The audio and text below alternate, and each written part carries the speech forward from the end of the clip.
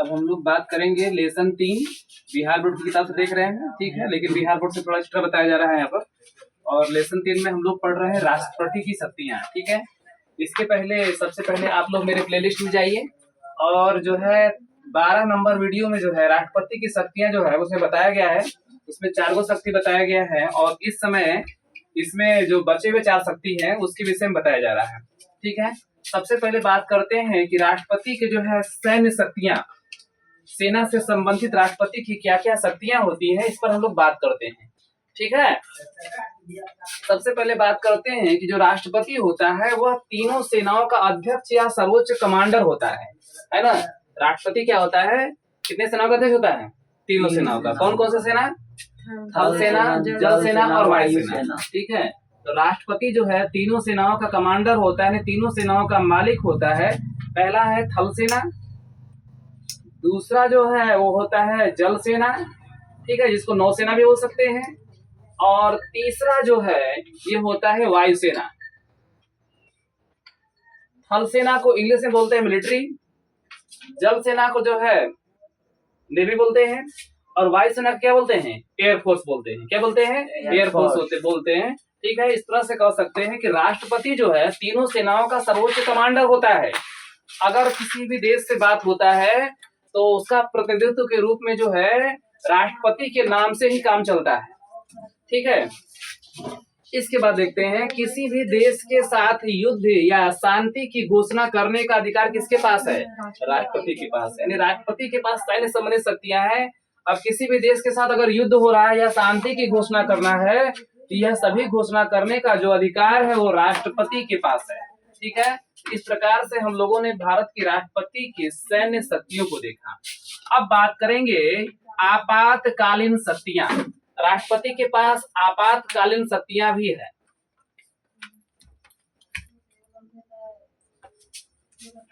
ठीक है। आपातकालीन शक्तियां की बात करेंगे तो राष्ट्रपति के पास जो आपातकालीन जो शक्तियां हैं, ये सारी शक्तियां जो होती हैं ये केंद्र के पास निहित होती हैं, ठीक है। किस प्रकार से आपातकाल लगता है? तो आपातकालीन 3 प्रकार की शक्तियां होती हैं। एक होता है राष्ट्रीय आपात होता है, दूसरा जो है राजकीय आपात होता है, तीसरा होता है वित्तीय आपात। सबसे पहले बात करेंगे कि जो है अनुच्छेद 352 के अंतर्गत जो है राष्ट्रीय आपातकाल की घोषणा की गई है, ठीक है। अनुच्छेद 356 के अंतर्गत जो है राजकीय आपात की घोषणा की गई है, और अनुच्छेद 360 के तहत जो है क्या की गई है? वित्तीय आपात। किसकी? वित्तीय आपात की घोषणा की गई है, ठीक है। सबसे पहले बात करेंगे कि राष्ट्रीय आपात क्या होता है। तो राष्ट्रीय आपात को 3 भागों में बांटा गया है। युद्ध या बाह्य आक्रमण या सशस्त्र विद्रोह हो जाए उस कंडीशन में देश में क्या लगाया जा सकता है? राष्ट्रीय आपातकाल लगाया जा सकता है। राष्ट्रीय आपातकाल हो गया। और राजकीय आपातकाल केवल राज्य में लगाया जाता है। यह जो है 2 प्रकार का होता है। किसी भी पार्टी की बहुमत न आए, अगर चुनाव में किसी पार्टी को बहुमत नहीं आता है तो उस कंडीशन में जो है राजकीय आपातकाल लग सकता है। केंद्र सरकार के निर्देश का पालन न करना। यदि कोई विषय संघ सूची से संबंधित विषय है और संघ सूची से संबंधित विषय अगर राज्य नहीं मानता है तो क्या कर सकती है? केंद्र सरकार जो है संसद उसको क्या कर सकती है कि राज्य के ऊपर राजकीय आपातकाल घोषित कर सकता है, राज्य के ऊपर, ठीक है। जैसे भारत सरकार का कोई प्रावधान है, जैसे संघ से संबंधित की नोटबंदी या कोई प्रावधान है, अगर उस प्रावधान को जो है राज्य सरकार नहीं मानती है तो उसके ऊपर राष्ट्रपति क्या कर सकता है? राजकीय आपातकाल लगा सकता है। अब बात करते हैं वित्तीय आपातकाल। ये वित्तीय आपातकाल जो है धन से संबंधित है। भारत में वित्तीय आपातकाल कभी नहीं लगा है, ठीक है। तो अब जो है बारी बारी से इसको देखते हैं। सबसे पहले बात करते हैं कि राष्ट्रीय जो है आपातकालीन शक्तियां जो है, सारी शक्तियां जो है किसके पास होती हैं? केंद्र के पास होती है। किसके पास होती हैं? केंद्र के पास। और इसको कौन पास करता है? संसद पास करता है। कौन पास करेगा? संसद पास करेगा, ठीक है। और बात करते हैं कि जो सिफारिश जो है राष्ट्रीय आपातकाल लगाने की सिफारिश कौन करता है? मंत्रिमंडल। कौन सा मंत्रिमंडल? केंद्र का। केंद्र सरकार का जो मंत्रिमंडल होता है, जो भारत सरकार का जो मंत्रिमंडल होता है वो क्या करेगा? सिफारिश करेगा कि क्या लगाया जाए? आपातकाल लगाया जाए, ठीक है। और आपातकाल को लागू कौन करेगा? राष्ट्रपति करेगा। सिफारिश कौन करेगा? मंत्रिमंडल। सिफारिश कौन करेगा? मंत्रिमंडल। लागू कौन करेगा? राष्ट्रपति लागू करेगा। ठीक है। अब सबसे पहले अनुच्छेद 352 के अंतर्गत हम लोग देखेंगे कि राष्ट्रीय आपातकाल क्या है। तो राष्ट्रीय आपातकाल जो है 3 प्रकार का होता है। पहला होगा युद्ध, दूसरा होगा बाह्य आक्रमण, तीसरा होगा सशस्त्र विद्रोह। ठीक है। तो सबसे पहले जो है, इसके बाद भारत में जो राष्ट्रीय आपातकाल है वह 3 बार लगाया गया था। कितने बार? 3 बार लगाया गया था। 1962, 1971 और 1975 में लगाया गया। सबसे पहले बात करेंगे 1962 में जो राष्ट्रीय आपातकाल लगाया गया था वह भारत चीन युद्ध के समय लगाया गया था। ठीक है। भारत और चीन के बीच जो युद्ध हुआ था, इस युद्ध के समय जो है राष्ट्रीय आपातकाल लगाया गया था, क्योंकि इस युद्ध में भारत के बहुत से लोग मारे गए। तो पहला युद्ध के कारण लगाया गया था। ठीक है। ये पहला किसके कारण लगाया गया था? युद्ध के कारण लगाया गया था। उसमें भारत के तत्कालीन प्रधानमंत्री क्या थे? पंडित जवाहरलाल नेहरू थे। पंडित जवाहरलाल नेहरू की गलत युद्ध नीतियों के कारण जो है भारत जो है हजारों वर्ग किलोमीटर जमीन जो है खो चुका है। ठीक है। उसमें राष्ट्रीय आपातकाल लगा था। आगे बात करते हैं 1971 में जो है, जब 1971 भारत और पाकिस्तान के बीच जो युद्ध हुआ था। ठीक है। जो पूर्वी पाकिस्तान जो था बांग्लादेश के नाम से बना हुआ है। तो पूर्वी पाकिस्तान यानी जो बांग्लादेश आगे चल करके बना, इंदिरा गांधी के प्रयासों से जो है 1971 के युद्ध में जो है बांग्लादेश क्या हुआ? स्वतंत्र हो गया। पूर्वी पाकिस्तान से स्वतंत्र होकर के एक स्वतंत्र देश बना बांग्लादेश 1971 में श्रीमती इंदिरा गांधी के प्रयासों से। इसके बाद बात करते हैं 1975। 1975 में जो तीसरा आपातकाल लगा, जो तीसरा राष्ट्रीय आपातकाल लगा, उसमें देश के तत्कालीन प्रधानमंत्री श्रीमती इंदिरा गांधी थी।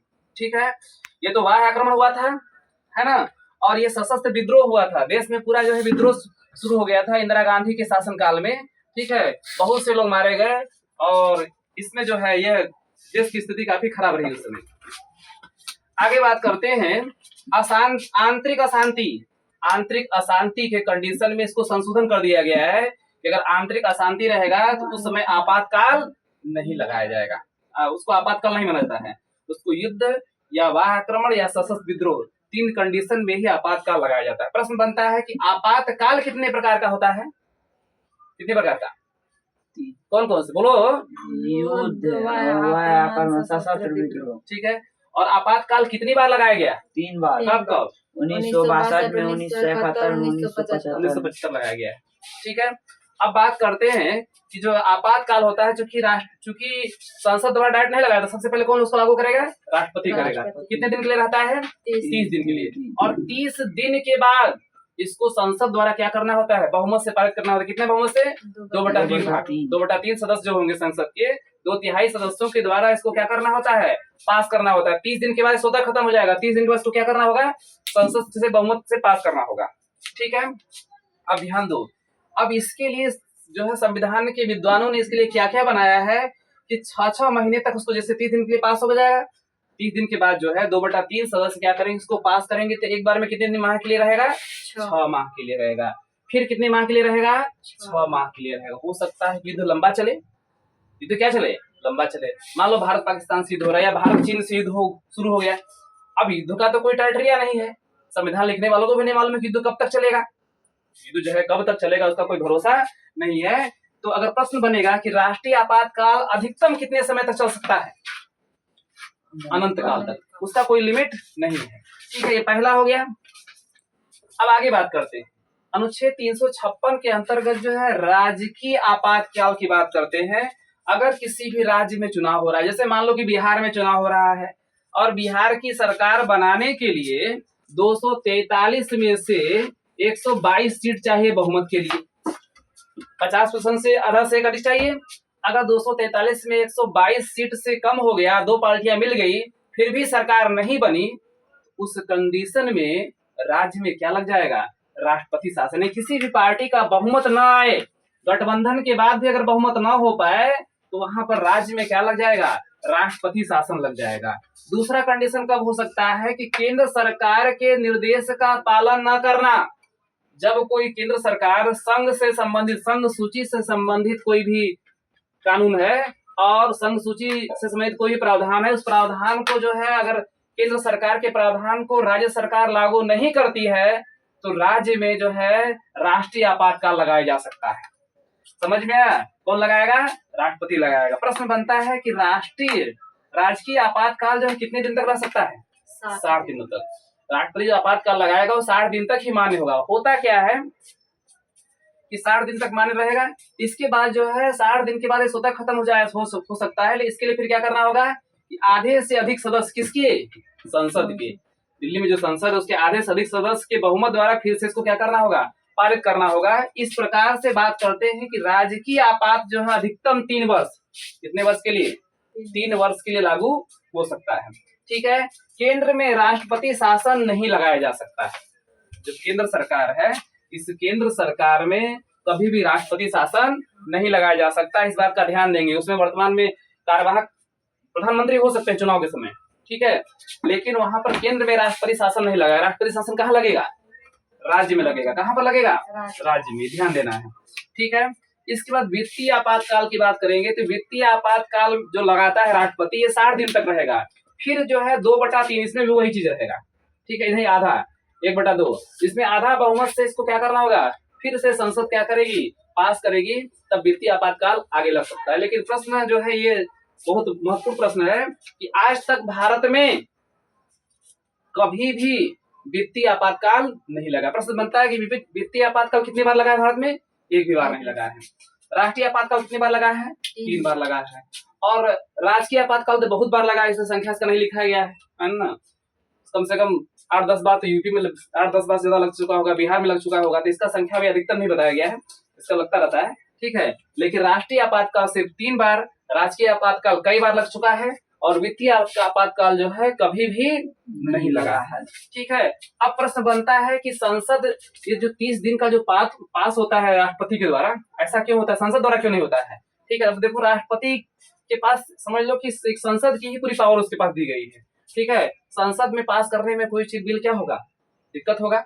मान लो कि अब सांसद लोग कोई दिल्ली में है, मुंबई में है, कोलकाता में, बहुत जगह है, संसद की बैठक बुलाई जाएगी, पास किया जाएगा, उसमें क्या लगेगा? टाइम लगेगा। अगर मान लो इसलिए इसको शक्ति दिया गया राष्ट्रपति को, राष्ट्रपति उसको जब किसी बिल को डायरेक्ट पास कर देगा, लागू कर देगा। जैसे मान लो कि भारत चीन सिद्ध हो रहा है, भारत चीन सिद्ध हो रहा है। अब 1 महीना बिल पास करने में अगर लग जाए, तब तक पता चला कि चीन क्या कर लेगा? भारत के अंदर क्या कर लेगा? कब्जा कर लेगा, ठीक है। इसलिए राष्ट्रपति के पास स्पेशल पावर दी गई है। राष्ट्रपति के पास एक स्पेशल पावर है कि वह सीधे राष्ट्रीय आपातकाल की घोषणा कर सकता है, ठीक है। और इसकी घोषणा करने से शक्ति किसके पास आ जाएगी? शक्ति जो है पूरा जो है केंद्र सरकार के पास आ जाएगी, ठीक है। आगे बात करते हैं। इसमें जो है आठवां जो, पहले 7वां देख लेते हैं। 7वां जो शक्ति क्या है? वीटो शक्ति।